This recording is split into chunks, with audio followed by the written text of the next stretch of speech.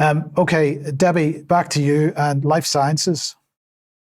Life sciences, yes, indeed. And we're going to be talking about Professor Sir John Bell, who's the Regius Professor of Medicine, University of Oxford. And he is the architect and the champion, if you like, of the UK Life Sciences programme. So here we've got the Life Sciences Industrial Strategy update, just to show you that he's the architect and he wrote the foreword. However, he's stepping down from his role in Oxford now, and Oxford University announced it just recently in February. Regius Professor of Medicine Sir John Bell to step down from Oxford role. And then they went on to very proudly tell you about his achievements. Well, I'd like to tell you a little bit more about Sir John Bell's achievements, because they haven't quite put everything in. So let me tell you that Sir John is 71. He's Canadian. He has Canadian and British citizenship. He was born in Canada. He studied medicine on the back of a Rhodes Scholarship. He went to Magdalen College, Oxford. And then here are some of the names that he's been involved with, and just to give you a flavour of who he is. So we're talking about the Institute of Molecular Medicine. We're talking about the Wellcome Trust. He founded the Wellcome Trust Centre for Genetics. He's the non-executive director of Roche Pharmaceuticals. He served on the scientific advisory board at AstraZeneca. He's a trustee now of the Rhodes Trust. He's also a member of Cancer Research UK. He's head of Genomics England. He's a member of the Jenner Institute, and he attended the 2013 Bilderberg. So you're getting a bit of a flavour of how important in the life sciences agenda Sir John Bell is. But recently, he's been saying that we could be heading for another pandemic. And this article in the Express, ex-COVID chief makes stark admission about the future. We'll definitely get another pandemic. Isn't that reassuring?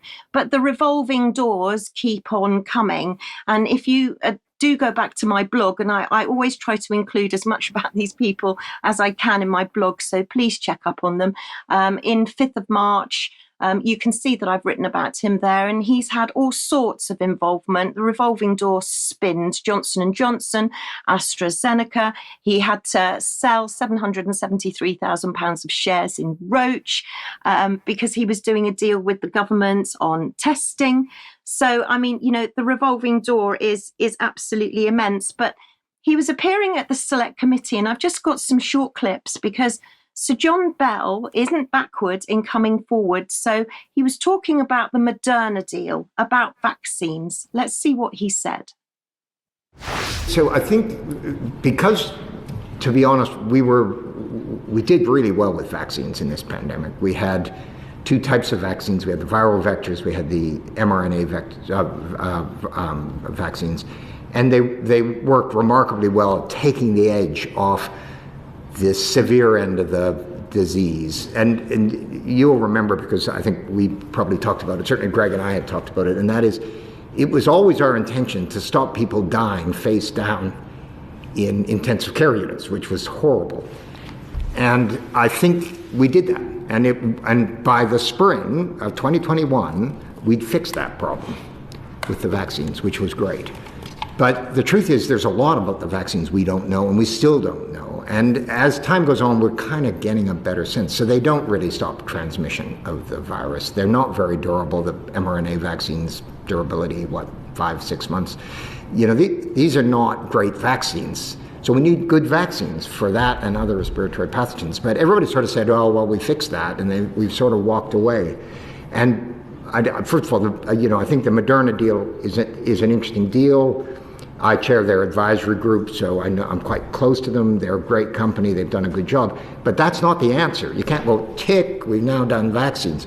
Oh, my goodness me, you can't. And what is interesting is that the pandemic has spurred a renewed interest in developing new platforms for vaccines that could be fantastically powerful, but they don't seem to have any traction in the UK. So, for example, there's some beautiful work coming out of Pam Bjorkman's lab at Caltech, and that is, if you take nanoparticles and you put a mosaic of a whole range of different coronaviruses on a single nanoparticle, then antibodies can cross-link two different types of coronaviruses or different variants of the coronavirus.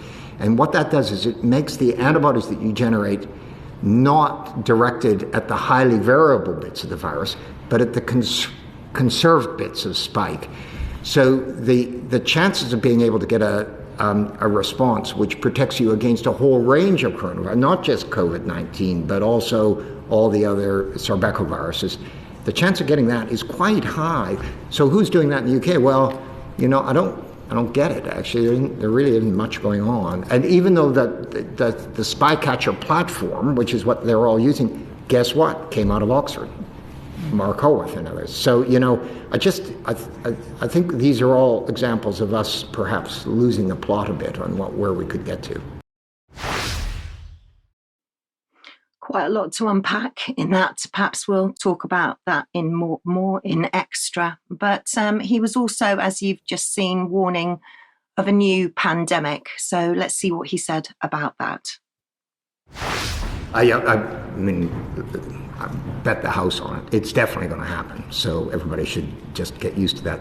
The real question is, what is the likelihood of that happening in the short term? It will definitely happen in the medium or long term, for sure. And as you know, there are many things pushing humans together with a wide range of different species. We're doing a lot of things that are very high risk. Climate change is not going to help with that because insects are moving all over. So, some of the better estimates suggest that there's a 20 or 30% chance of having another pandemic in the next 15 or 20 years. That's a big number. Now, whether it's a really profound pandemic or one that's not so bad, I think we have to wait and see. But it seems inconceivable to me that we won't have another big event. Sorry, Debbie, I'm trying to keep my face straight here. Insects are moving all over, including into our food supply. I mean, this guy is off his head. Yeah, exactly, which is why it's very important for people to watch the select committees. And it's why we try to watch them and pick them apart, because clearly he's lost the plot. He admitted it. He's lost the plot. My next clip, what I'm going to say to everybody watching is, do not adjust your sets. Don't reboot what you're watching. Don't adjust your volume. There is a reason that I'm showing you this next clip, because I have a lot of questions for Sir John Bell. And when he starts talking about the MHRA, my ears prick up. So let's see what he said about the MHRA. In many of our inquiries, we've looked at the regulatory framework, and of course that the flexibility has really enabled the work to come forward to get a vaccine into people's arms quickly. What has happened since, and what does have to happen to ensure that we've got that future preparedness in the regulatory framework? Yeah, so again, regulator did a great job. I think there's no question MHRA was a stunningly good regulator. But as you also know, that because of they moved the EMA to Europe, the regulators actually lost quite a lot of resource. They shrunk their capacity. And one of the things that I'm very worried about is we're now subcritical in terms of the number of people we have with bums on seats in the regulator.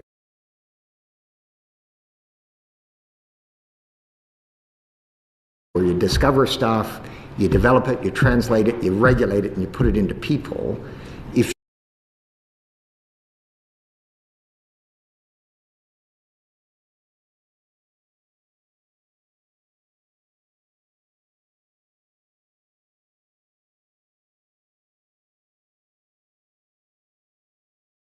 You do need resource for a regulator to work in this modern world, and I think we do need to look quite hard about whether we are giving them enough resource to keep them in the right place.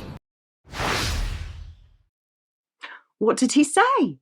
What happened? So thank you to Kenny from our technical team, who sent an email and said that he was watching. We were watching the Health and Social Care Committee, and it went blank and what was happening, and there was no sound. We'd gone to look for the transcript of the meeting, but we couldn't find it. And then all of a sudden, after that was sent, the transcript appeared. So here's the transcript, the Health and Social Care Committee that was held on the 4th of March.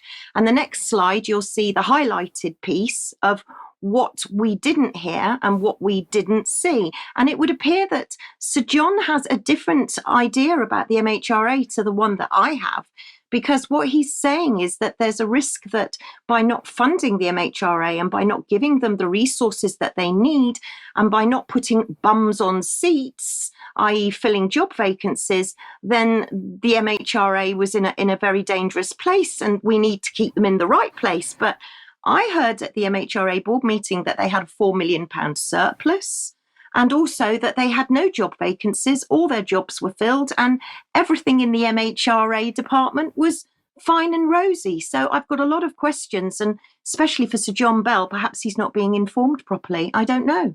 Well, maybe he's not being informed properly. Maybe he's not being informed properly by the MHRA. Maybe the question should go to them as well. So thank you, Debi, for